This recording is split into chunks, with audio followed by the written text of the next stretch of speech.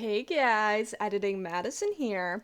So, house cleaning duties, two things to get out of the way. First of all, this episode's going to be a little bit more stronger than our other episodes concerning topics. So, if you feel strongly about the things that might hurt you or trigger you or whatever you feel strongly about, feel free to just click away. So, we get into the Larry, Nassar, and Simone Biles situation. We get into Activision and Blizzard. We get into the Creepshow art situation as it relates to people like Gabby Hanna and Emily Artful.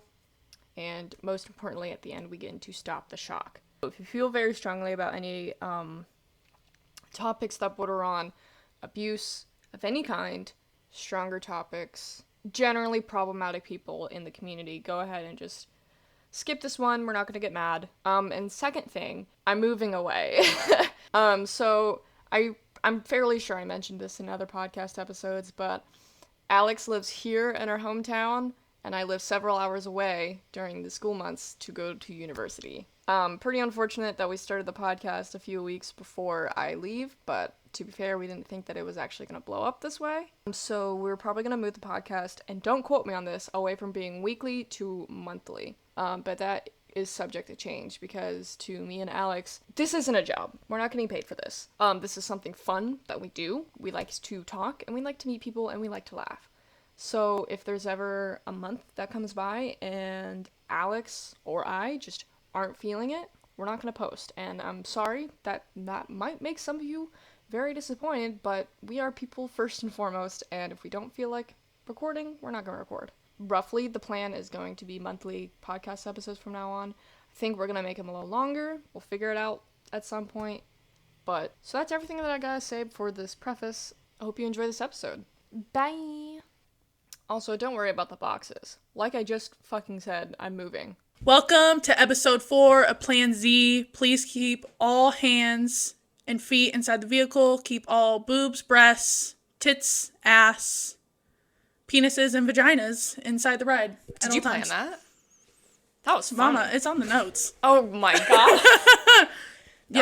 Keep all your boobs, breasts, tits, ass.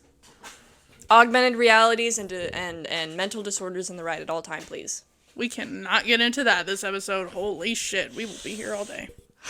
All right, you got your favorite of the week? Hello, do. Well, welcome back, everybody, by the way. Welcome back, and welcome to new listeners. Yeah, welcome to all the new listeners that we're having. We just uploaded episode 3, not even an hour ago. So we're really trying to pump out some content here. Yes, ma'am. I'm Madison. I'm Alex. And favorite of the weeks, mine would have to be my boyfriend, but not the real one. The real one's cool. But the one I'm talking about is the one in Sims, because he recently passed away. Rest in peace, Christopher. You were the real one. Cooking skill at level 10, repair skill at level 10. You were our backbone. He got to level 9 of the secret agent tree and retired before he can make it to the last day. Rest in peace to Princess Diana. Rest in peace, love. You would have loved this. That's what I was thinking about the whole time. Every time, someone does some stupid as shit in that game, you would have loved this. You would have loved this. But he recently passed away. My Madison in that game is still, an adult, and he's an elder and is dead. So, talk about sugar daddy. First of all, he was not taking care of his fitness, his health. Oh my god, I've got seasons, and I did the New Year's resolution thing, and his was to lose weight. And I guess I didn't make him jog enough because he was the only one in the household that failed. Well, how do you make a sim lose weight? You don't, know their weight? You make them jog, and then over time, as your fitness skill goes up, it'll reflect in the body. Okay. Is that all for your favorite? Yes, rest in peace, Christopher. Rest in peace, love. You would have loved this. My favorite is a book, because per fucking usual. Crying in H-Mart by Michelle Zauner, I think is how you pronounce her last name. Did not know when I started reading this book that she has a whole band. She's a whole musician. What band? Japanese Breakfast. Yeah. Queen. So at the end, she gets successful and this is not a spoiler because it says on the back, I just didn't read the thing. She gets famous and all her music starts doing well, and I'm like, oh my god. I'm crying in H-Mart now. I started Googling her, and I was like, oh, oh. Like, it was so good. Almost made me cry. I had to pull it together a few times. Pull it together. It also made me laugh a lot. Good. You better work walking down the street with your broom, sir. I love when people just walk in front of the window and we stop the podcast to tell them that they're strutting. Mm-hmm. Strut. What's the song from Drag Race? Cover girl. Put the bass in your walk. All right. Do you have your first topic? Yes, I fucking do. Are you aware of who Blizzard and Activision are? Oh my god. I have heard that there's some fucking drama with this shit. I know Hassan was talking about it. Hey, Hassan. Hey, bestie. Oh my god. He would never watch this shit. He'd be like, this is fucking stupid. He watches, like, politics all day and shit. Like, I don't know if you know, like, he just live streams on Twitch all day, like, talking about politics and shit. Doesn't your brain get tired? Like, don't you get tired? Sometimes you have to escape reality. Read a book. I got a great recommendation. I like to stay just angry and full of rage. I have a good book recommendation. It's called The Song of Achilles. You'll be laughing by the end of it. Don't you dare. Because she made me read that, and let me tell you, besties, a betrayal, a double cross, if you will. I thought this woman was my best friend, and she made me read that. I really was in the middle of it, like, Achilles isn't gonna die. It's gonna be different. No, it's not. It's a retelling, vibes. It's a retelling. It's not gonna be different no matter how much you will it to. So, what a great, like, representative for life. You know? Anyway, Blizzard and Activision is burning. The title of my notes is Blizzard and Activision are burning. By the way, I, like, wish that I could do all this shit on my iPad with my notes, but I'm bad at technology, so we're doing it the old-fashioned way. Still support you. So it's not like drama, it's an actual lawsuit. So Blizzard, for those that, I'm gonna get my biases out of the way. I maybe I don't know how I feel right now. I loved Blizzard's games because they made Diablo, World of Warcraft, Overwatch. I still have Overwatch downloaded in my accounts. Activision, Call of Duty, fame. Up until this point, it's all been like he said, she said kind of stuff, like people exiting the companies because now they're like merged or whatever, and like not having any positive things to say about working in the company. But on the 20th of July, 2021, the Department of Fair Employment and Housing sues Activision and Blizzard in the state of California under violations of the California Fair Employment and Housing Act and the California Equal Pay Act. Oh, so they were paying people less than they should have. So were other people getting paid more and other people getting paid less for the same work? It's mainly men and women. Because... yeah, that's what I figured. Yeah. I put the note extreme workplace sexism, and it's a workplace where they foster that kind of behavior. Have you ever seen Mad Men? Not a video game company. How fucking surprising. The more life goes on, the more equally balanced the gaming community is between men and women, and yet we'll get back to that. Have you seen Mad Men? A little bit of it, yes. So, like, you know how they're extremely sexist in that show because it's the fucking 60s? It's like that, but 2021. What? Mm-hmm. What the fuck were they saying to these women? Oh. We'll get into it. So, about 50% of gamers are women, which is how Activision and Blizzard get their money, yet 20% of their employees were women. Top leadership, exclusively white men. Oh, okay. Women who achieve higher roles, which is rare, earn less salary, incentive pay, and total compensation, as evidenced by their own paperwork. So they've got their own paperwork talking about who got paid what, and it's in their own paperwork that they just blatantly pay people less, pay women less. It's in, like, Blizzard's? Mm-hmm. Blizzard and Activision have proof. So they're the same company? Yeah, they're like a merger thing now. Okay. Women are assigned to lower paid roles and lower opportunity levels. Women receive lower starting pay and even earn less when doing the same work. Women are promoted slower and are terminated faster. And this is a huge thing when people are talking about it. There's an extreme frat boy energy that's fostered. No. Mm-hmm. No. How could that happen? I could only wonder. So I read the lawsuit, and what was outlined in the lawsuit was this thing that kept coming up with these cube crawls, where I'm sorry, what? That doesn't sound good. male employees would get drunk and crawl, like a bar crawl, like just go around, through women's cubicles and engage in inappropriate behavior. Male employees proudly came into work hungover, play video games during work, and delegate tasks to female employees. They engage in banter of sexual encounters, talk openly about female bodies, and joke about R word. I'm sorry, about what? Okay, the fucking cube crawls had me. What the fuck is this? Okay.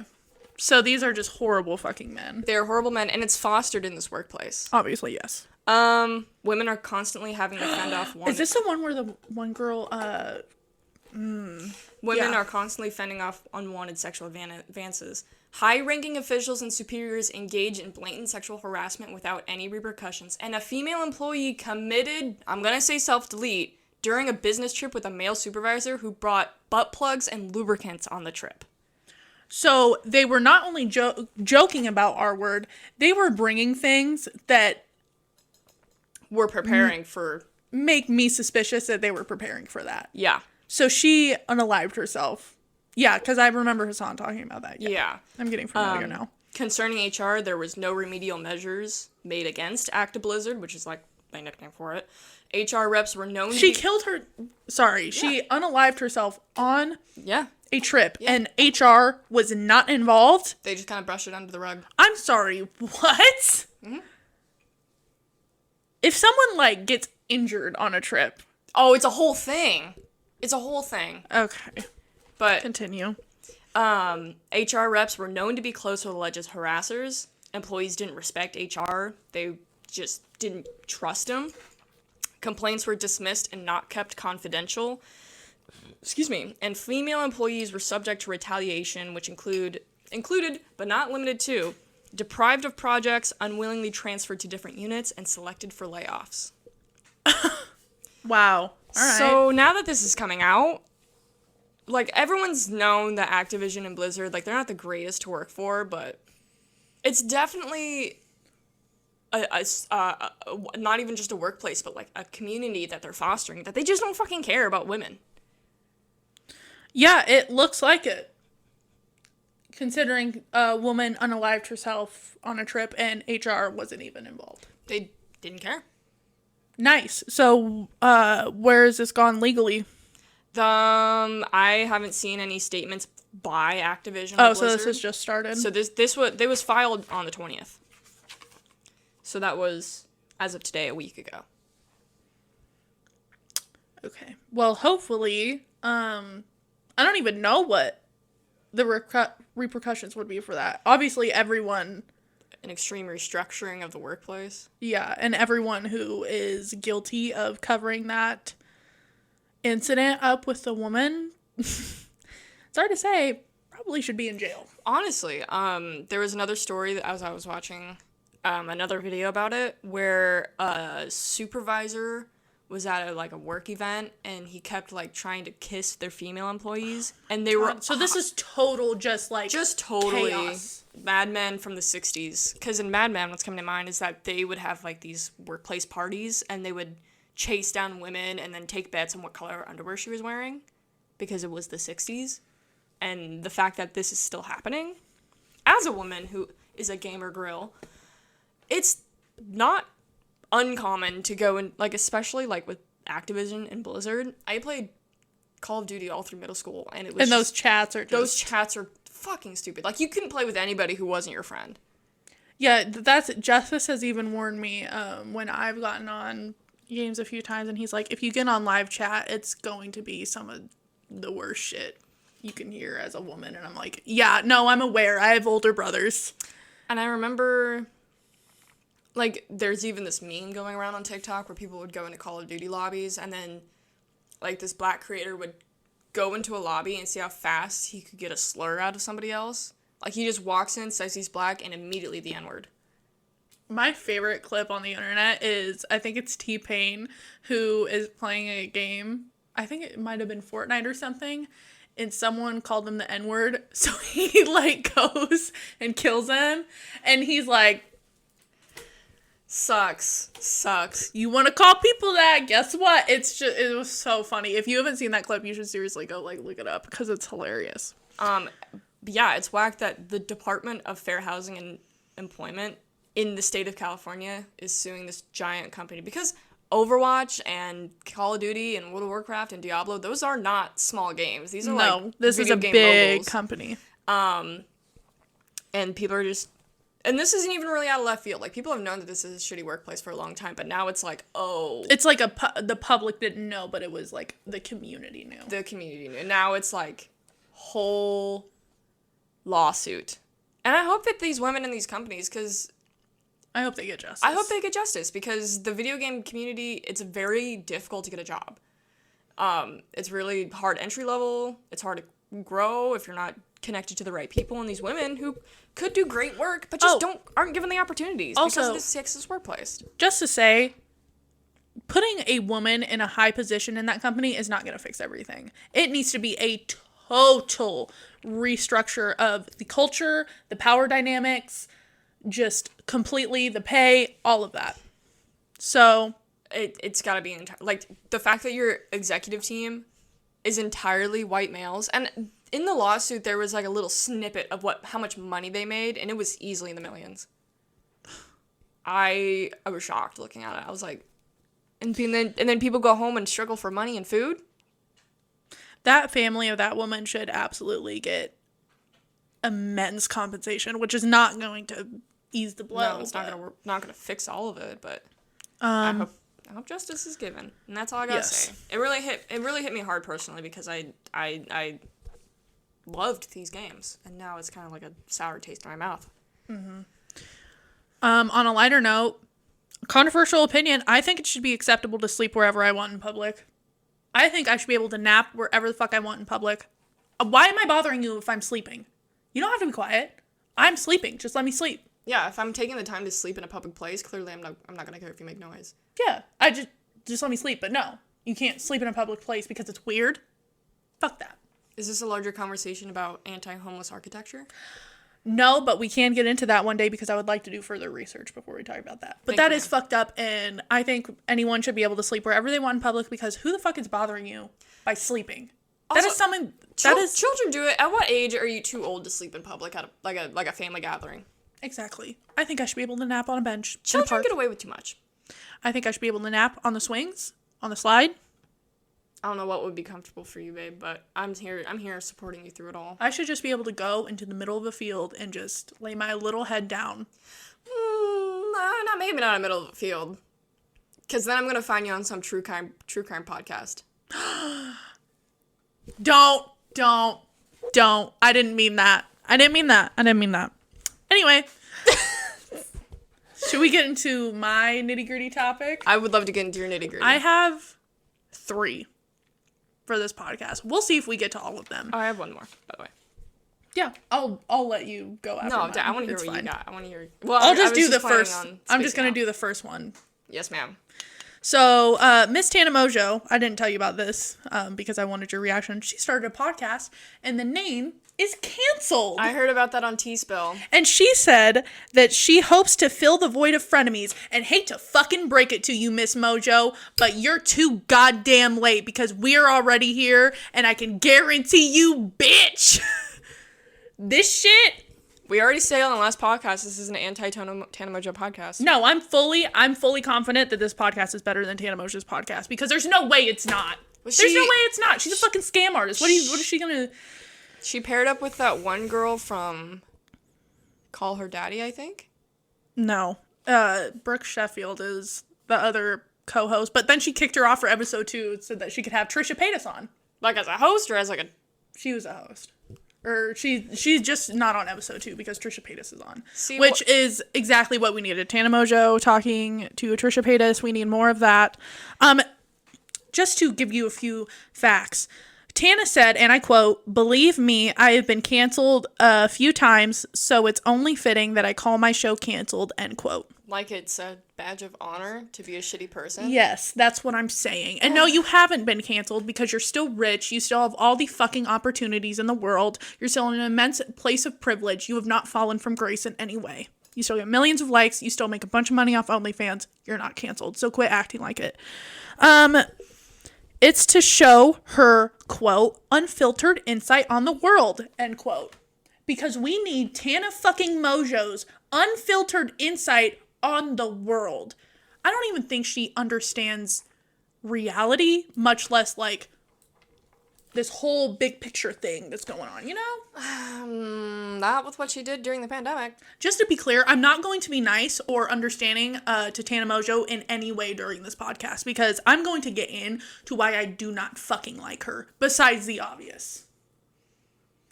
Anyway, so Tana Mojo podcast.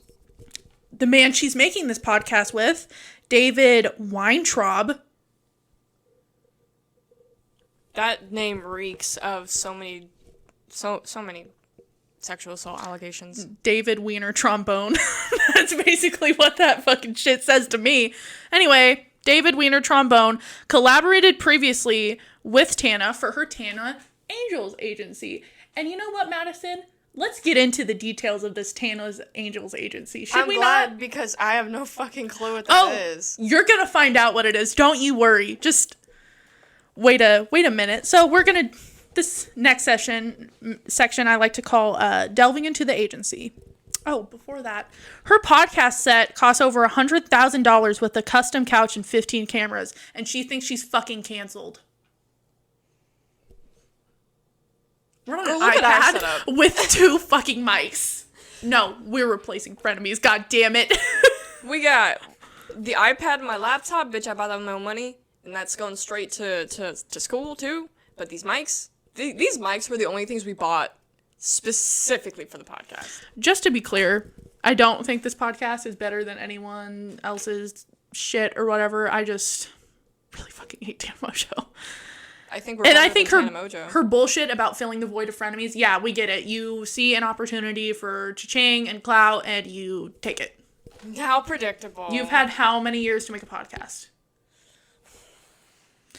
Okay, so delving into this fucking Tana Angels agency, the goal of this agency is to provide coaching for people who want to become an online influencer. And it aims to give power back to the creators.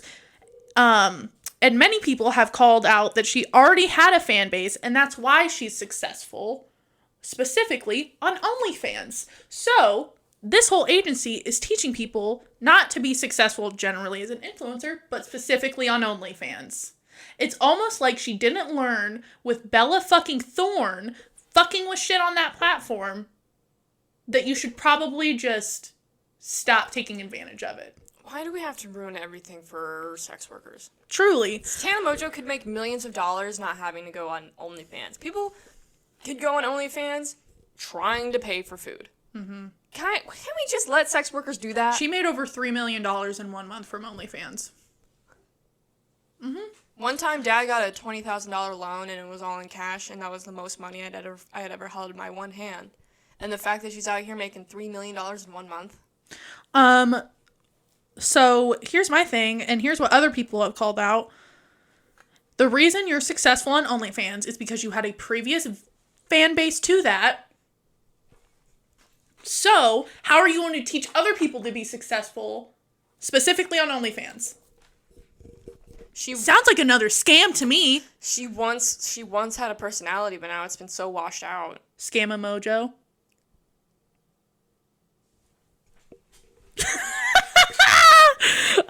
So some have even accused her of being a pimp and that her advice violates trafficking laws.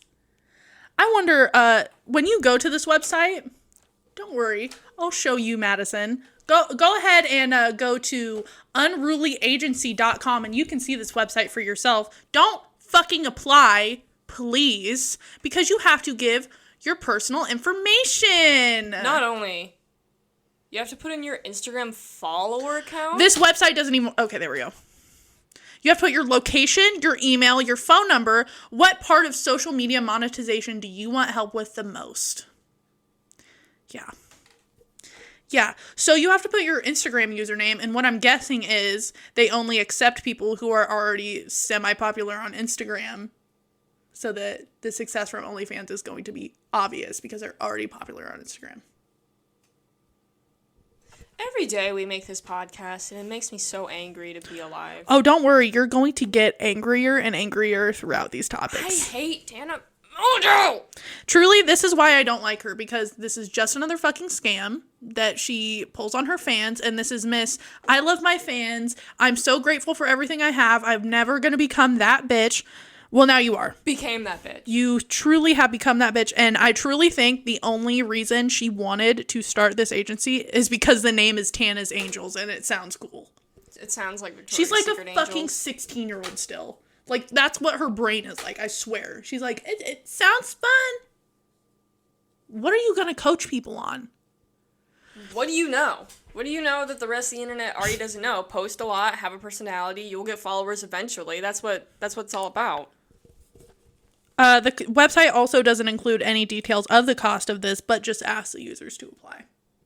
So you don't know how much this costs. But just to make this clear, you are paying for this if you get chosen or whatever. It's so fucking stupid. This is just another scam, and now she's naming her podcast Canceled like it's something to be proud of, that you are constantly scamming your fans, and also just being a general terrible person, partying during a pandemic. I hate this bitch. I mean, it's truly, I will never be nice to Tana Mojo on this podcast just for this. This is an anti-Tana Mojo podcast. Thank you very much. Leave if you're her fan. Yeah, and David Wiener Trombone, what the fuck is wrong with you? Clout chasing? Yeah, obviously. He even admitted, he was like, Tana Mojo can be difficult to work with. No! Really? Tana Mojo? Girl, really? That's No. crazy. You're out of your mind. Anyway, that's all I want to talk about that, because frankly, there's the details. There's all of it for you guys, and why you should never expect a kind word about Tana Mojo to come out of my mouth for a very long time. Go ahead, Madison. Next topic. Fun. I hate Tana Mojo so fucking much. It truly with makes me my mad. whole goddamn heart. Like, it's not even funny how little I think of her. Mm-hmm. But on a lighter note, if you guys ever want, like, haha, goofs and gaffs, I would recommend going to Pornhub.com and just go through the comments. If you're an adult over the age of 18. If you're an adult over the age of 18, this is a funny pastime. So I compiled some of my favorite comments that I found looking at like last night's top-rated popular corn videos.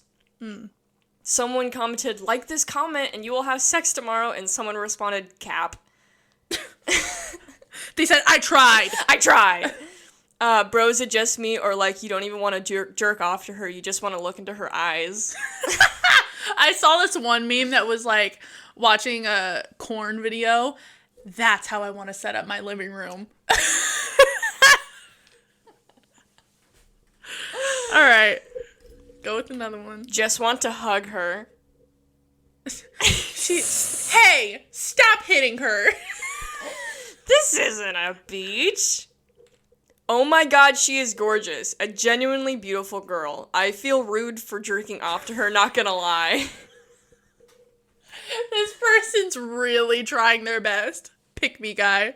Do you guys have any good $1,000 PC builds? Somehow they know that all the fucking PC nerds are in that. I wish I could just hold her hand again. We're getting deep in the Pornhub comments. You went in. You went undercover boss. By the way, this is after you scroll through and through and through all these bots that just No, spam. There's no way this is towards the top. No, I went. I came here horny, annoyed, frustrated. I needed that relief of masturbating violently like a primate, making as many grunting sounds as possible to relieve the stress and pain. I've left even sadder than I was before. It's like when you realize what you're watching. This is post-nut clarity. He took his post-nut clarity to the comments. He took it to he wanted a sense of community. Finish this shit. This is so funny. I don't want this. This girl doesn't want me. She's getting pounded every day for what? She doesn't care about me. No one cares about us. And every day I leave these videos. He's having a whole existential crisis. And every day I leave these videos with even worse post-nut clarity than the last. I guess what I'm trying to say, boys, is I just want to be loved. What's his username? Big Boy T-Dog 1. T-Dog, I believe one day you'll be able to find your gal. He's just realizing the fucking reality of it all, you know? He's having a moment. Fortnite Gamer 1094 says, I don't want to be horny, I want to be happy. Are we all just sad in the comments of Pornhub?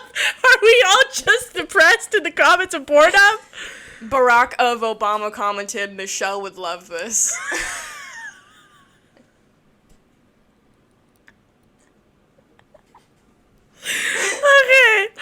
Okay. No, we keep going. No. I'll read this one. Just simply, sex. No! Thank you. I love thick girls comments. They're just not her.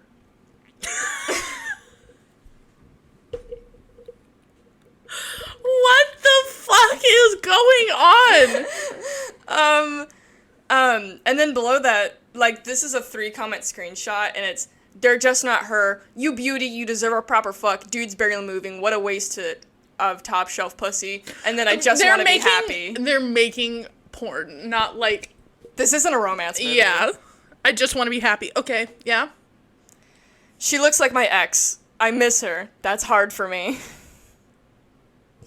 The other guy had a whole paragraph of how, like, depressing his life was, and this guy just truly is trying his best. Get right to the point. Beautiful woman. She looks like Denise Richards. I wouldn't be surprised if we never saw Denise Richards again. Have you ever seen this woman and Denise Richards in the same room? I thought not. This guy has no idea what the hell he's doing. Just jamming in and pump till he's finished. What a buffoon. He's literally, it is his job. Like, oh my god, these people are critiquing his work. But what hit me was, what a buffoon. What a buffoon. It just gives me the vibes of, like, I could treat you better. She's a full adult film entertainer. Like, what are we doing? Alpha Guy 24 commented 3 years ago, Tom Clancy's Rainbow Six Siege. Was this like a group one or something? What is going on? These were individual comments on different videos. I went scouring. You really went into the depths. Are you good? I would teach her math so hard. Thank you, Hipster Dan. I feel like that's one of our high school teachers. Hey. Get the fuck off our podcast if you one of our teachers. Her in 9 months, and it's the pregnant emoji. Do men not understand, like, any... And there were a lot of really graphic ones of, like, coaching her how to make better porn. Because I went into, like, the amateur category. And it's like, to have a better porn video, do this. And I was like, dog, who are you?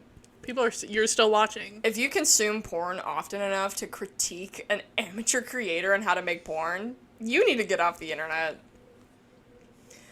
We have the same birthday, and I'm going to let you read the rest of that. Guys, I think this is the end of this podcast for today. I think we should just be done. I think it's over. Someone said, God, imagine the pubic lice, one pandemic at a time, please. We gotta wrap this shit up. I'm literally, this is the most boring scene I've ever witnessed. And then, finally, And that's all the... Girl, A reading by Madison. I kept going, and it was just the funniest thing ever. Just, like, to find all these random-ass comments. It was so insightful. Great, you ready to get depressed again? Yeah. So, in my notes for this next topic on the iPad, I simply just have the words, and I think some of you will immediately know what I'm talking about when I say this, do better in all caps. Mr. Joe Robe a TikTok influencer named Dylan, who was 17 at the time, came out with allegations that Joe Robe, who was 26 years old at the time, tried to pressure Dylan into getting an Airbnb with his friends originally, but then just started sending him a bunch of one-room Airbnb options to get this 17-year-old alone. This gets worse because we're going to go into the history of why him and Dylan had contact. So Joe Robe, if you don't know, I don't know. you're not familiar? No. He is the guy who usually calls out problematic behavior. I'll see if I can find a picture of him. Very pot kettle to call out harmful behavior on the internet. It's pretty bad. And he ends all his videos with, do better. So this is him. Oh, whoa! Yeah, no. He was on TikTok. No. He is the one who No, I recognize groomed this that kid. face. No, yeah, I'm sure you do. There's Dylan right there.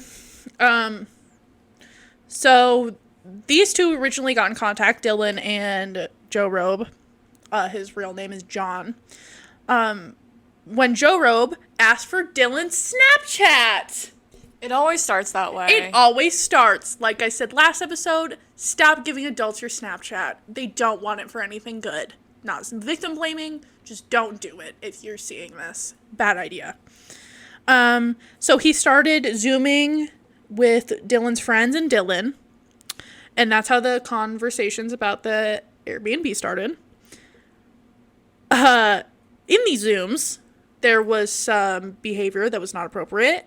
Just to start out, these Zooms were majority minors. There was 2 19-year-olds in it. It was about 12 people. There was 2 19-year-olds, and then the rest ranged from 15 to 17. Ew. And he's a 26-year-old man in this Zoom chat, and he thinks this is appropriate. So, Joe Robe suggests that the friend... Oh, wait, no, I'm skipping ahead here. So, during one of these Zooms, John suggested that this group of young people take the BDSM test and send him their results, with a minors as young as 15 in this chat. And send him their results. Joe, what are you doing? There's a few more instances in this Zoom chat. Let me see if I can find them. I'm just getting my notes. So here's some creepy honorable mentions. He bribed this Zoom group to call him hot and then tried to guilt trip them when someone called him ugly and old or something. So he guilt tripped and bribed these kids into calling him hot. To be fair, he is ugly and old. He locked... Yeah, it's not wrong. You are ugly and old. He locked an intoxicated girl out of the Zoom meeting for calling him old and not acknowledging that he's hot. And he pressured multiple people into making an OnlyFans. Well, tried to pressure them. They didn't make an OnlyFans, including Dylan. He multiple times tried to tell people that they should start an OnlyFans that were minors. Listen, this is a pro-sex work podcast. Don't be pushing minors in any sort of direction. Ready for the twist of all twists? Oh, fuck. He works at a church, and he bragged about watching porn in the workplace. Yeah. Yeah. So, not a good guy. So we'll get into kind of the story. Obviously, it ends with him pressuring Dylan into getting this Airbnb. Dylan does not get this Airbnb, to be clear. This is just conversations they had about it. Good for Dylan. Well, I'll get into it. So, what they're talking about getting this Airbnb for Dylan's birthday, okay? And originally they're going to go with a group of people for Dylan's 18th birthday. And Joe Robe even offers to buy Dylan alcohol during this. And then Joe Robe just starts sending Dylan a bunch of one-room options so they could be alone together because they're cheaper. That was his excuse. And then when Dylan is like, okay, can we get some 2-bedroom options? Joe Robe just completely ignores him and is just completely changes the subject. And Dylan just kind of puts him off for a while and is like, oh yeah, just kind of going along with it. Um, How old is he at this time? 16? 17. So, because this is for his 18th birthday. Oh. So, later, after the Airbnb conversation, Joe Robe tries to distance Dylan from his friends, which is classic grooming behavior. He basically tries to convince Dylan that his friends are against him and that he shouldn't be friends with them anymore, because I think Dylan had opened up to him about the fact that he had felt out of one of his friends' conversations. So, yeah. So he tries to distance Dylan from his friends. This did work, but eventually, it was like, I think later in the day, his friends FaceTimed Dylan and told Dylan that Joe Robe was grooming him. And Dylan, took a few hours, didn't really believe them, and then found out that there were multiple other victims. And other victims, wait for it, as young as 14. First of all, good on Dylan's friends for being able to stand up and be like, hey, this situation's not really looking good, and all things considered. Good for them. I'm happy that Dylan had friends that did that and took the time to really reflect on his relationship with Joe Robe. And, I don't like this.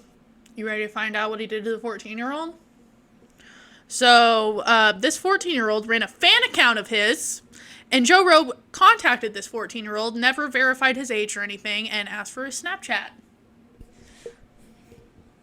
You sensing an underlying theme here? Stop fucking using Snapchat if you're a minor. I know that it's not your fault, but you also have to look out for yourself. Stop using this app. This shit is for predators. Have it if you're in middle school and you're playing with your middle school friends. No, use it. Stop adding random fucking people on it. I know that we always clown on internet safety courses. It's like, ooh, don't talk to strangers. Really don't. Just don't. Because you're never going to find yourself in a good situation. No. And as a minor, you're not even close to be able to be mature enough to defend yourself from this shit. So this 14-year-old, Joe Robe, gives this 14-year-old his Snapchat, does not verify his age, so he doesn't know he's 14, but doesn't really care what age he is. I'm sure you could tell he's young. To be clear, this 14-year-old has remained anonymous, and we're going to keep him anonymous, and I don't know what he looks like, and that's fine. Yeah, not only are you going to a fan account asking for Snapchats, those Snapchats also belong to people who are underage by a wide margin. So, Joe Robe sent this minor nudes, tried to get him to call him daddy, and said he would handcuff him to a bed while never identifying his age. Said he would like to handcuff this person from the internet to a bed sexually. Tried to get him to call him daddy, which made this 14-year-old uncomfortable because he doesn't understand because he's 14, and sent him nudes. And there's proof of this. Proof of the nudes, at least. Yeah. So all I have to say to Joe Robe is, do better. And I wrote at the very bottom of this, my opinion is that I think because he's so aware of these systems of abuse is that why he was so successful grooming these children. And if you're one of his victims, you should absolutely not feel like this is your fault, because this is a person who is calling out problematic behavior. So he's probably very good at hiding his own. It's always scary to be a victim. Just know that you're gonna be supported. Because clearly, it's fucking horrible what these adults are doing to children. And I know how slippery it is to be like, you want to talk to your favorite creator, and then all of a sudden your creator's saying these horrible things, and now you don't know how to feel because you idolize this dude. It's scary, but you will be supported. So don't be afraid to come out with anything, you know? Yep. My advice if you're a minor is, I know it's hard, but stop adding people who you are not direct friends with on Snapchat, on social media. Just stop doing it. Also, this has nothing to do with this situation, but in regards to minors on TikTok, stop sexualizing yourselves like overly on this app that you shouldn't be doing this on. And their excuse is always like, "Oh, I'm just wearing clothes. Why are you sexualizing me by telling me to stop being No, that's not how it's that not works. like that. It is for your fucking safety. These creepers and fucking weirdos are gonna go on your shit, and they might not even say anything, but they're gonna fucking, if they do say something, that's even worse. Like, we're not saying it's your fault, we're not saying it should be this way, but Be mindful of the image that you're putting of yourself out on the internet. Yes. And that we went on live a couple days ago, and there was this dude from Croatia watching us. And I had this moment where I was like, Croatia? Who else is looking at our content, you know? yeah, no, anyone can look at your content. Anybody can scroll on by.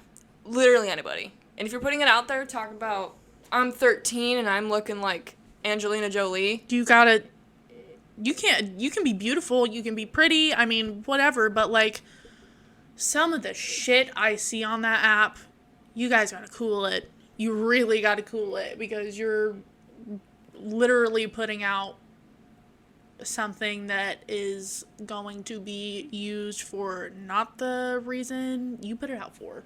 Don't push someone yourself. you don't want to watch your content. Don't push yourself sexually, or else you're gonna have a really warped view of your own sexuality and other sexual situations. Yes. That's gonna be hard to remedy. And to be clear, it's not about what you're wearing,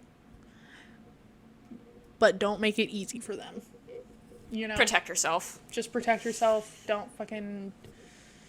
Just be safe until you turn 18, man. You really don't understand it until you're out of it. There's not much I can say to explain it until you're out of being that age. I promise you, all those fun dances that are super sexual, and I'm not saying, like, if it's just a dance where someone's moving their body, whatever. If it has an explicitly, like, sexual undertone to it, that's where I'm drawing the line. Just to make that clear.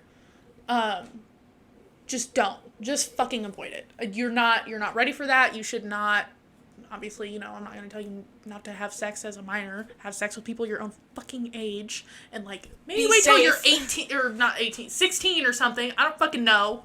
I'm not your parent, but, like, stop making it easy for these people. You gotta stop. You gotta fucking look out for yourselves, especially if you don't have good parents. I'm speaking as someone who has parents that were not there after, like, 15. I was on my own.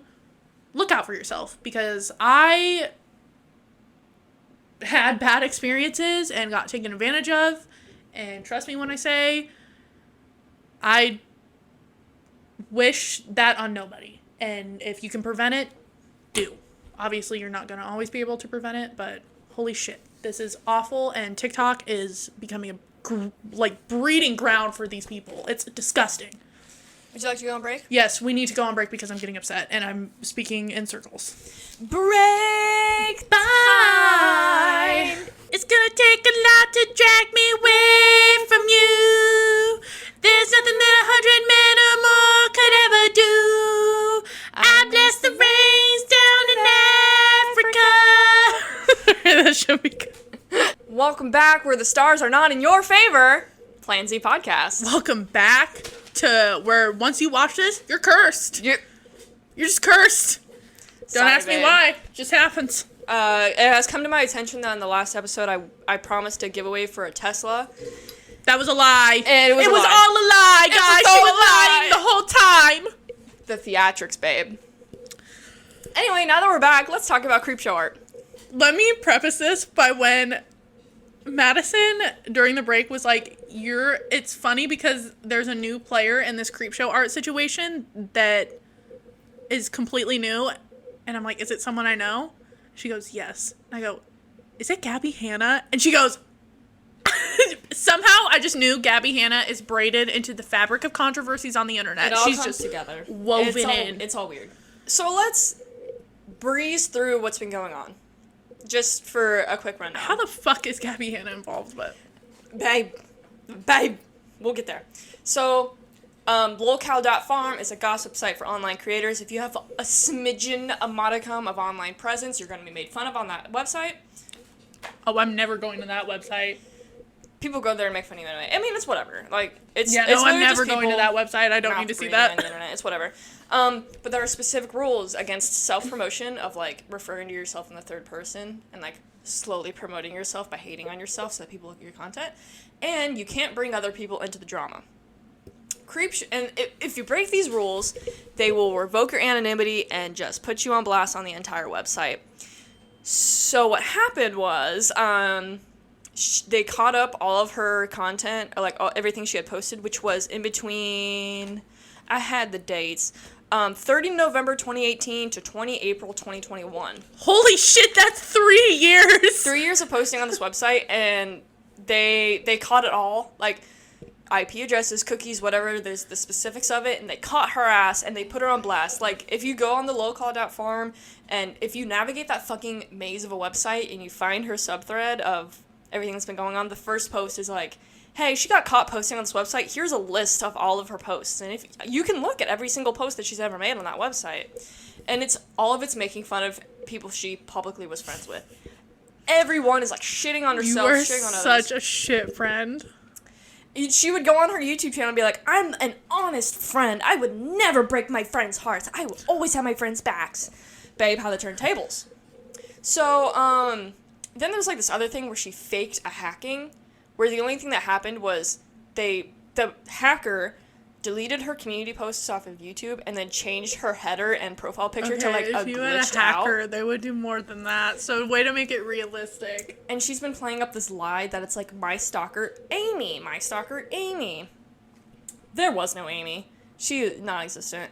But after lolcow, like, blows up and like, exposes Creepshow Art for what she did, she made a community post on YouTube saying it was her stalker, faking everything, and that she's going to handle it offline.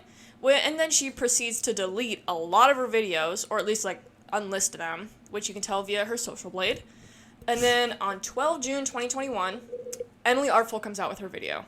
And I would suggest watching it because it's 2 hours of her just providing proof that, if not Creepshow Art... Creepshow must have done some shit for 2 hours worth of content. Did I not tell you about that in the cursed episode? You told me about how she, like, stalked this girl and For a literally, decade. like, made her life a living hell for a decade. Got her kicked out of a lot of jobs, used revenge porn against her while she was a minor. about that. Yeah, so Emily Artful has been, holding on to all of this evidence. And then when she, like, confronted Creepshow about it, she's like, oh, it's, like, my stalker Amy. Or, like, it's this old mutual friend, because they knew each other in person a long time ago. But whatever. That video comes out, Creepshow officially not there. Recently, she's been, like, unprivating her Instagram and unprivating her community posts, which was funny because she claimed that they were deleted in the hacking, but now all of a sudden they're coming back online. And then this is where the juicy drama starts, because this is all over the past week. I'm listening. On or around July 4th, there's a streamer, YouTuber, Nicholas DiOrio, who goes on live playing video games on Twitch, claiming that Creepshow Art is coming back and crazy, and asks someone to expose someone else for her. July 22nd, Nicholas DiOrio goes on the Half-Baked podcast and claims Creepshow Art contacted Gabby Hanna to expose Ready to Glare for publicly denouncing Creepshow Art.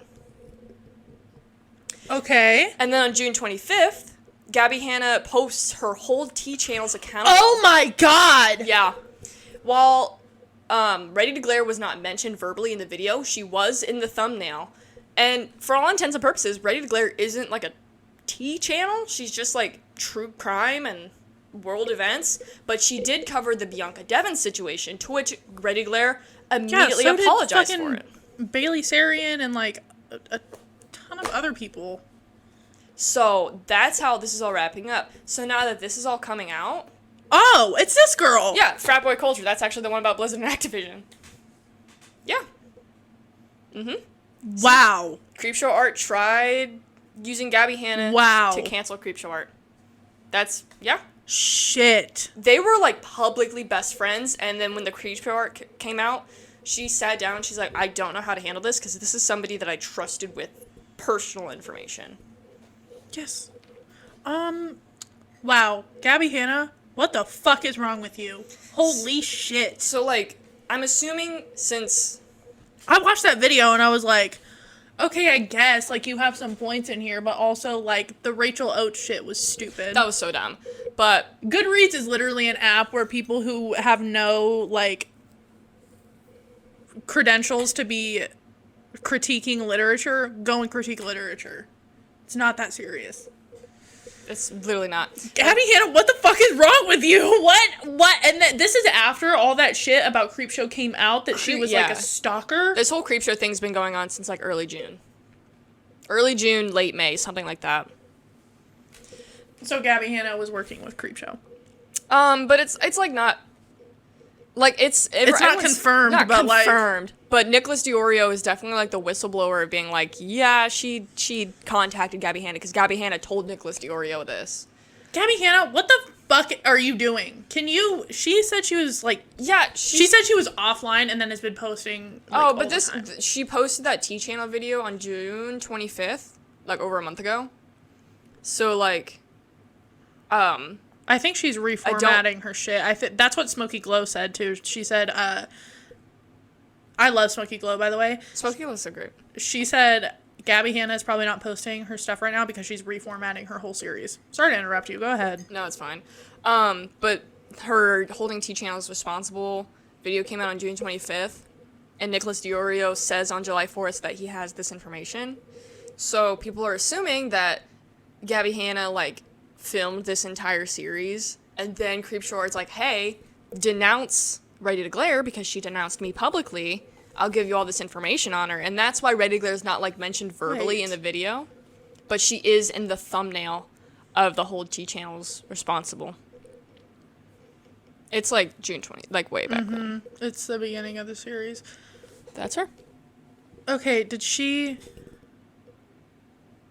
Okay, I remember with the series, she said she filmed it back in March. So, was this video filmed, like... Because I have not, like, fully... Don't give her that. Don't give her free promo. No, I'm not. Sorry, guys. Was this, like, filmed later? Or was this filmed in March? It was probably going to be filmed... It was probably filmed in March. But since the whole Creepshow situation didn't really happen until early June, late May, that kind of area, people were just kind of... Like, Creepshow contacted What her. the fuck, Gab? What is wrong with you, dude? Yeah, Gabby Hanna's wrong, but can we talk about how Creepshow is trying to ruin her ex-best friend's life? Again? Honestly, that's not fucking surprising to me because it's a pattern of behavior. None of this is surprising to me, really. I mean, I predicted it easily that Gabby Hanna was fucking involved in some way. But she's always involved. What the fuck? Yeah. What is... Gabby Hanna But gets the fact cops called on?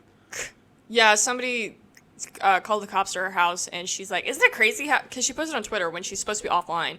She's like, some cop came into my door, and I was wearing, like, a t-shirt splattered in paint and underwear. But, like, who really cares, Gabby?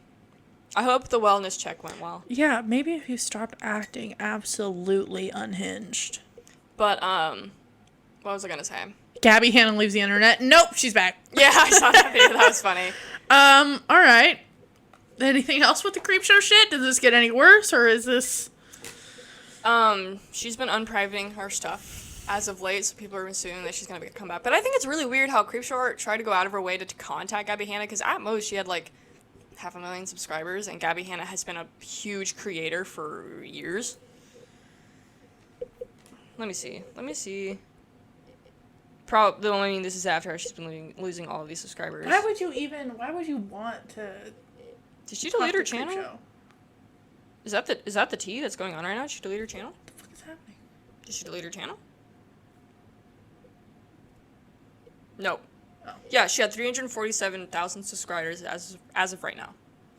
And I think it's funny that her last posted video is why Pride exists and why straight Pride doesn't during Pride Month, when she used trans and gay slurs on Lil Cow. Oh, she did? Oh, she used a lot of slurs. Oh, okay. No, it did get worse. It got worse. I was expecting it, and it still got worse. Mm-hmm. Okay. She has 3 years worth of content on Lil Cow, and I skimmed through it. I couldn't fucking read all of them, but it's horrible shit. She's just talking shit about a lot of people. Let me tell you, not only would I never speak to you again, if I ever saw you out in public, I can't promise that I'm not going to black out in a rage and, like, chase you. See, what's great is that I talk shit about other people to you. Yeah, but, like, But if you... I feel like... This is a whole a very specific situation. If you were, like, stalking me for 10 years, at any point, it's on site. Like, at any point, it's on site. If we're at VidCon... just fucking go in. Yeah, I'm fucking you up in front of everyone, probably. We got the overextended back fist. I'm not very fast, but you know what, that day, it would be, she's a runner, she's a track star, she gonna run away when it gets hard. Yeah, no, it would be a whole situation. What the fuck is Ancestry.com sent me an email. Thank you. Thank you, Ancestry. I have a vital record sent. From the land of Caucasus? Caucasian? I was like, government? Caucus? Iowa, Missouri, caucus? What? I didn't understand. Alright. You ready for our last topic? This, guys... Girl, I got one more. Just letting you know, this last topic, not gonna be fun for me. Not gonna be fun to talk about. Because I literally had to take a break from my research and cry it out for a second, because this shit is so sad. If you need a moment, we can go back to the Pornhub comments. No, we don't. No, don't need that moment. Anyway, what was your topic, real quick? My topic was gonna be Simone Biles. She is so fucking cool. She is so strong. When she came off and she was like, it's fine. You go out there and you kick ass. I've already been to the Olympics. It's fine. She's like, I've been here. But very quickly, because this isn't very long, this past Tuesday, Simone Biles withdrew from the Olympic competition Final Four teams. Mm-hmm. She felt that it was important to continue competing, being the last survivor of Larry Nassar's assault, which is very important. She is? She's the last survivor still competing. Oh, I thought you meant, like, alive. I was like, what the fuck? No, because there's a lot. He had over 150 victims. Oh my god, I didn't know she was a victim of that. Mm-hmm. Holy shit. If you don't know, Larry Nassar, former USA gymnastics team doctor who assaulted and sexually abused over 150 women over the course of his career. Get fucked. Which, by the way, he has 175 years federally imprisoned. Yep, get fucked. Get fucked. She was an advocate with a huge social media presence, and I thought it was funny because I was looking up more information on this. On 14 March 2020, the USA Gymnastics posted, like, a tweet celebrating her birthday, and it's like, you amaze us every day, Simone Biles, and she responded, how about you amaze me and do the right thing? Have an independent investigation. Good. Yep. And recently, because, like, I don't know if you've noticed this on social media, but, like, everyone's crazy about her performance in the Olympics. Mm-hmm. She withdrew because of mental health concerns, and she expressed on Instagram that she felt like she had the world's weight on her shoulders. And I'm a part of that problem too, because I was crazy about her performance in the Olympics. I loved seeing her perform. She's an amazing athlete. And then I saw her withdraw, and I was like, damn, I was a part of the problem. And I saw her withdraw, and I was like, shit, I get it, man. I would never make it to the Olympics. That's the thing about being a lazy person. You 100% get it when other people quit shit. You're like, yeah, I would too. People have not only argued that she's the best female, artistic gymnast, she is the best gymnast, because she's 4'8", extremely muscular. Have you seen her fucking land? It is insane. Whack. It is so stable. The things that she can do in midair, just by taking a little bit of a running start and jumping, crazy. If I scoot this chair out from this table too fast, my ankles and my knees are gonna crack. Fucking Rice Krispie treats. I literally got a pillow in the mail today when Alex was picking me up for an orthopedic pillow for between my knees so my hip doesn't hurt. 2 hours into playing Sims, I have to crack my back because my posture is so bad. And she's just out there, like, doing backflips off of a beam that wide. Yeah, it's just doing shit because... Yeah, no, I get if you're under mental pressure. I think I understand. I think I would want to quit at some point too. I saw TikTok. Like, this is enough. Simone, take your time. I saw a TikTok today where she did, like, consecutive fucking flips in the air, and then, like, I guess one of her mistakes during the preliminaries was, like, she didn't fall, but she landed wrong and kind of stepped back off of the mat and got back up. And somebody's like, if that's your biggest mistake during the Olympics and you still walk away with gold, you're the best. Like, I can't really compete with that. And the Olympic, or like competition scorers for her have admitted to specifically scoring her less than what she deserved because her like the moves named after her were too dangerous for other competitors to start replicating. So they had to cut it off. But could you imagine if like someone tried to fuck with her and she just like flips over you and is like kicks you right in the head or some shit? she's gonna jump off the ground and go into the middle of the air and just like kick you in the dome. Literally, listen, I said a couple episodes ago that I was afraid of fighting you. I'm more afraid to fight Simone Biles. I'd be afraid that she would just do the Biles Turnpike, Yurchenko, whatever it is. You wouldn't even see her in the fucking air. It'd be like Batman. She's like the 4'8" fucking Batman. She's literally built different. She had these, like, photo shoots where she had, like, a blazer and a bralette on. She's a beast. She's a beast. She's scary, and yet she's the kindest person. Like, people have always talked about her being a very kind person. She's a shit. And anyway, like, she withdrew from the competition on Tuesday, and USA still walked away with silver. Try bitches. Try that, bitches. Stand up, motherfuckers. Salute the flag. It's Memorial Day weekend. And Stand up. Get up. And the Russian Olympic Committee got gold. Which, first of all, I think it's funny how it's the Russian Olympic Committee and not Russia. I watched this one girl in weightlifting from the Philippines. She got the first gold medal for the Philippines. And oh my god, she's so fucking cool. It's so weird watching someone win a gold medal because you just get into it. You can't help it. I fucking hate sports. I'm not into sports. But like, I will sit there and watch someone win a gold medal any day. Like, I watched the woman from America, I forget her name. I forget all these names, but for fencing, she won gold. And I was like, I got excited for her. It's insane watching people do that. Yeah. You literally have to dedicate your whole life to it. You can't just fuck around and be an Olympian.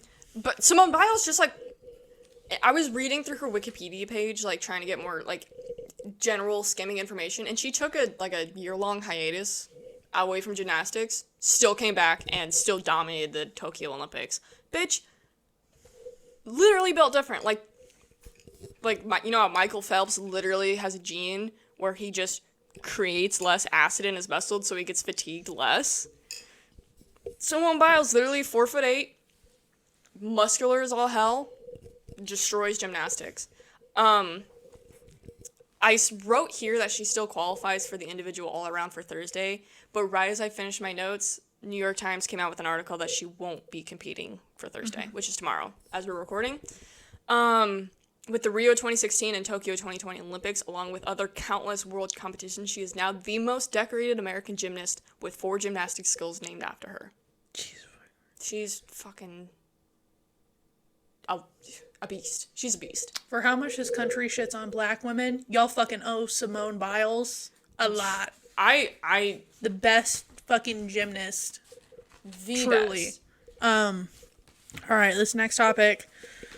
This episode is probably going to get a trigger warning before this whole thing, considering some of the things we talked about with Joe, but this one, I especially want to give a trigger warning because this shit is really serious, and I'm not going to be joking around pretty much at all during this, because no way is this funny. And this shit needs to stop. And originally I saw this on an Instagram post because Stop the Shock was trending, and it's about the Judge Rottenberg Educational Center in Canton, Massachusetts, formerly known as the Behavior Research Institute. This facility houses, it's like a special education facility, houses autistic children, things of that nature. It's all children. It was founded in 1971 by Matthew Israel, and we'll get into Matthew Israel later because he's the fucking worst.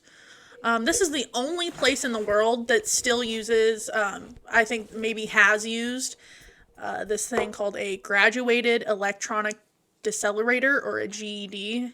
The GED is an aversive conditioning device and was created by Matthew Israel to replace old methods of aversion such as spanking, pinching, and muscle squeezes. This device is fucking horrible. This device should not ever be used on humans. It's based on a Cibus device, which is another aversion conditioning device. And that device delivers electric shock to the skin to inhibit self-harming behavior. But it wasn't strong enough. So Matthew Israel created one stronger, because the last Cibus device, the one that still shocked children, one student was shocked over 5,000 times in one day. And some students still wouldn't comply. It didn't always create compliance. Well, no shit. Yeah. It's almost like aversion conditioning doesn't fucking work. The makers of Cibus wouldn't even make a stronger device, so Israel made the GED that is a more powerful shock that can last 10 times longer than Cibus device. So what's his goal here? To create... We'll get into that. No, we'll fucking get into his goal because it's sick. Hold on. This is in a special educational center. The GED is specifically created for these kids that have these disabilities. For what? As an aversion conditioning device to avert them from bad behavior. It's like a shock collar for children. But it's like strapped to their... I looked at how it works. It's like strapped to their whole fucking body. It's sick. The GED, this device, was condemned as torture by the United Nations. Whoa, really? The GED-4 produces a shock of 90 MA, lasting 2 seconds. I'm not sure that unit of measurement. Sorry if I mispronounced it. Milliamps. The GED-4 produces a shock of 90 MA, lasting 2 seconds. A cattle prod produces a shock of no more than 10 MA for a fraction of a second. So this hurts worse than a cattle prod. Cattle prods aren't used generally because they are considered bad. And if they're considered bad for cattle and we're shocking children, okay. So the GED's lowest shock setting is twice the pain threshold tolerable to humans, according to James Eason of Washington and Lee University. So these children are getting shocked with something that is twice the pain threshold tolerable to humans. Don't they ever consider that they're doing worse? No, whatever. Go ahead. Not to mention, when this GE device was introduced, they were also using other techniques such as withholding food, solitary confinement, shit like that. Independent experts found that the GED can produce harms like neuropathy, psychological trauma, and third-degree fucking burns. What year is this?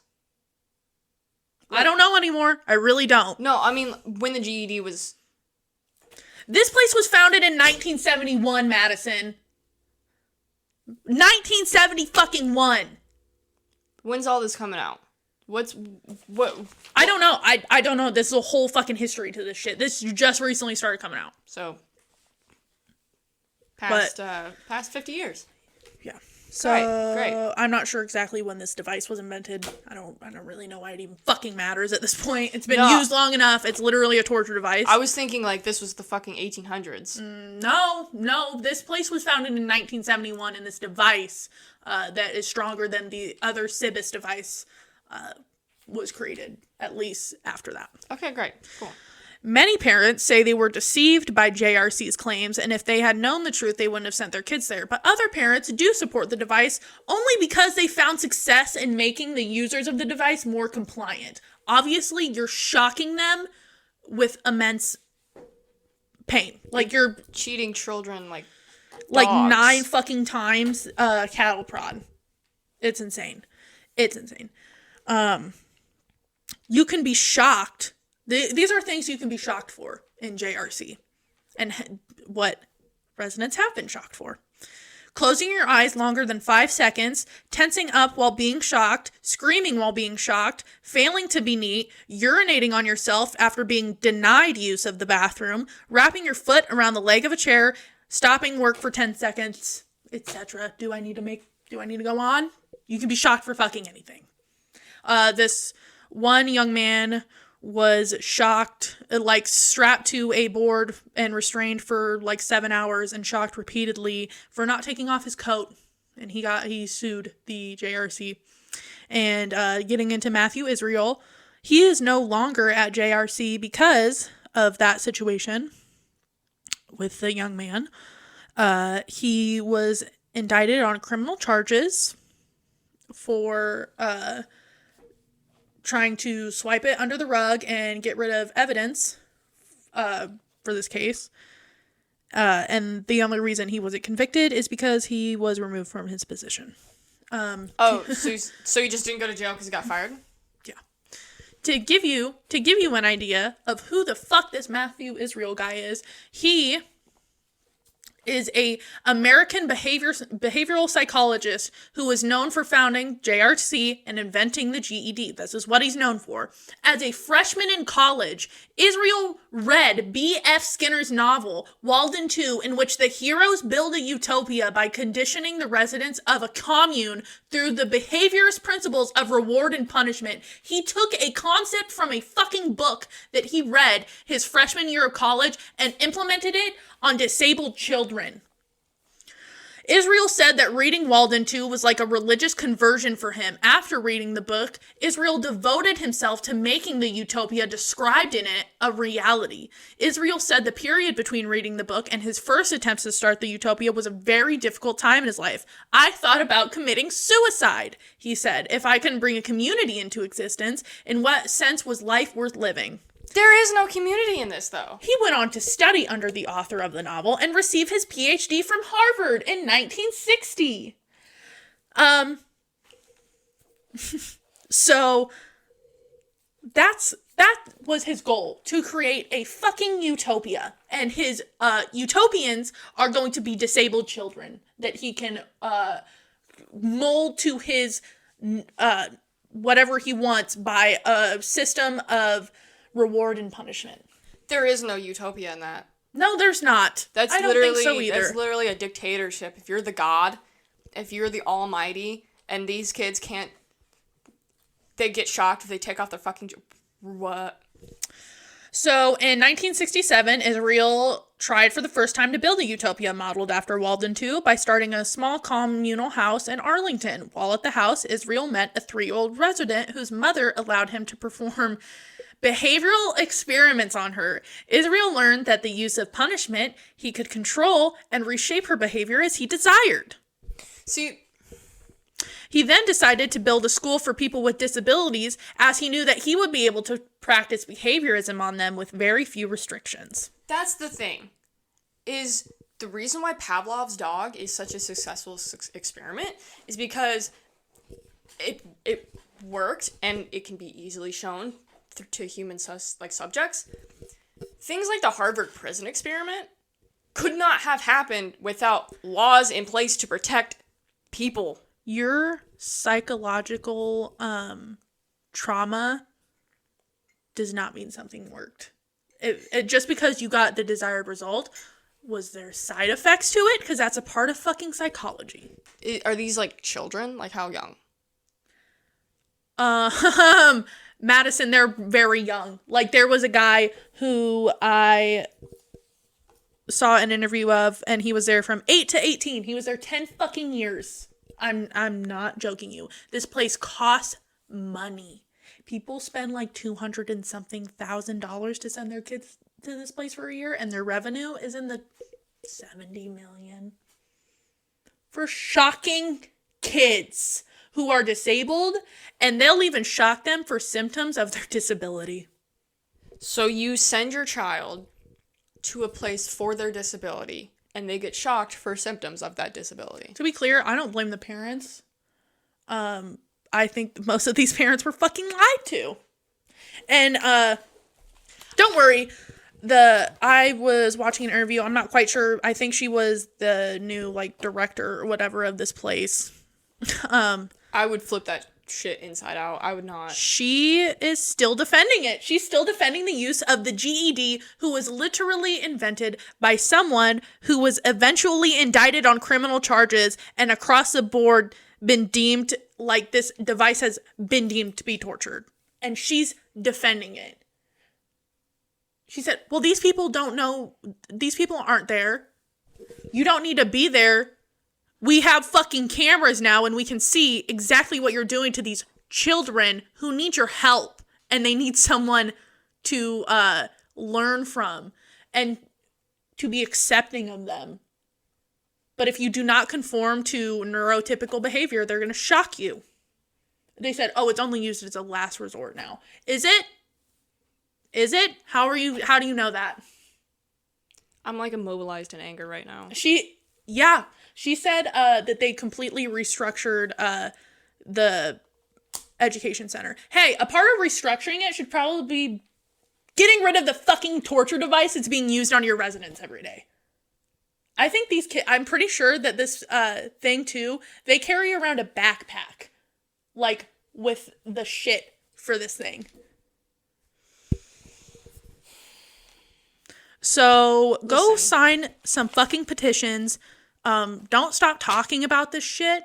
If you see this, sign the petition. Tell fucking people about it. This is insane. This is crazy that this is fucking happening still. I don't have a child with a disability. I did not grow up with a sibling with disabilities. I don't know how hard it is to raise a child with a disability. I completely understand the desire to send your child to a facility where you believe that they will get the help that they need. If you can't provide it, yeah. If you can't provide it and you believe that it's the best option, I would commit arson. This is the only place in the world to still be using this device. The United Nations has said that this is torture, and these people working with these children are defending the use of the device. It's still going on? Yeah, it was banned by the FDA for a little bit, and then when the FDA steps in, they're not fucking kidding. Don't worry, it was recently overturned by the district courts in DC. Cool. So this shit is fucked up. Cool. Cool. One of our most vulnerable populations is still being fucking taken advantage of. This is why you need to talk about fucking ableism and racism, because majority of these kids in this facility are minorities. These children, a lot of disabilities don't grant them the access to be able to verbalize exactly how they feel or conform to neurotypical behaviors.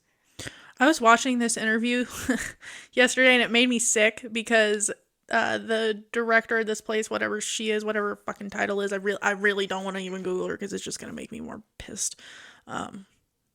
She brings out one of these kids and she's like, this minor is nonverbal. And she's like, look at how much he's improved, and shows a video of him like literally screaming and like having a full breakdown when he first enters the facility. And it's like, just because one case and this, for 5 seconds of this interview, this disabled minor was silent and stood there. That's not... If you shock a kid enough, eventually instincts are going to kick in and think, if I do this, Pavlov's dog, if I do this, I will get this serious form of torture. Clearly the kid's going to sit there and be quiet at some point if you shock them enough, or you zap so much of their brain that they can't function as they once did anymore. Listen, if you've got a kid and it's a situation arises where they have a disability, sure, get them all of the tools that they need to have a comfortable lifestyle, but this is not even an attempt to care about a disabled child's well-being. He's admitted to it. He just wants a utopia only for him, and that's the only way a utopia is ever He gonna work. quite literally based his treatment for these children off of a book, because the children in these books learned impulse control by taking electric shocks.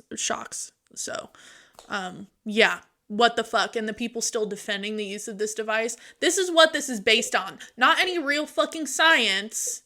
This is what it's based on. I would argue any psychological experiments performed in the 60s should, or any time earlier, should constantly be revisited as our society develops. Because, you know, psychology books way back when was like, black people are crazy genetic, like, they are just genetically predisposed to be bad people. And now, as, you know, we realize that that's a harmful idea. There you go. It was me and all. It was like a huge space right here. Oh. But now that our society's developing towards, hey, they can't just control their skin color, maybe we should look at the fact that they aren't bad people, predisposed to being crazy people. And then the textbooks change. It's fucking horrifying because this Matthew Israel knew that he could do whatever he want in regards to behaviorism to specifically that population. So this is fucked up. I'm pissed. It makes me so fucking mad and angry and upset and sad every time I talk about this. But I think it's important, and I think that it should not be a fucking thing anymore. And I think we always need to keep talking about our populations that can be taken advantage of and that are oppressed and can't speak for themselves all the time. Google some petitions, sign some petitions, care about the people in their Write community. your legislators. I mean, this device needs to just never, ever be used on any human or living being ever again. Where did you say this is? In Canton, Massachusetts. Massachusetts? Yeah. I was expecting, like, Virginia. Because Nope. this seems so backwards. No, this was just a device that was recently invented in, like, the last 50 years, and this is disgusting, and that's our podcast for today. I would commit arson. This shit is fucking horrifying. Don't. If I had a child with a disability and then I find out somehow, some way that this is happening to them, I would burn the building down. Yeah. So in conclusion, fuck Matthew Israel and fuck that place. And Who's our fuck list with Matthew? fuck Tana Mojo, fuck Joe Robe, fuck Matthew Joe Israel. Rogan, fuck Matthew Israel, fuck Tana Mojo. Who was I on? Fuck Blizzard, fuck Activision, Fuck Creepshow. fuck Creepshow, Fuck Abby Hanna. fuck Abby Hanna. I fucking hate it here. Bye! We thank you, Witchfoot. We love you, Witchfoot. Yeah, this is again a pro Witchfoot podcast, and that's the only person that we'll ever be able to rely on, it looks like. Witchfoot will never lead us astray. Alright guys, I'm depressed now, so I want to hold her hand. it's not gonna happen. I'm sorry. We're gonna go live on TikTok and maybe cheer ourselves up, so I mean, by the time this is posted, it's already going to be gone and past, but... yes. If So you want to catch us live, go follow us on Instagram, Plain Sea Podcast. Oh, not Instagram, TikTok. somebody commented, we showed up in their YouTube recommended. Oh my god. Yeah, keep commenting, by the way. We love all your fucking comments. We read all of them. All right. All of them. I'm sorry that this episode was such a downer. I'll probably put a trigger warning before we Yes, start. we're going to put a trigger warning before this and a disclaimer, but We hope stop the shock. This shit is bullshit. Stop the shock. Fuck Activision and Blizzard. Make sure that woman's life should not have been swept under the rug. All of these children's lives should not be swept under the rug. Stop the shock. Bye guys. Bye!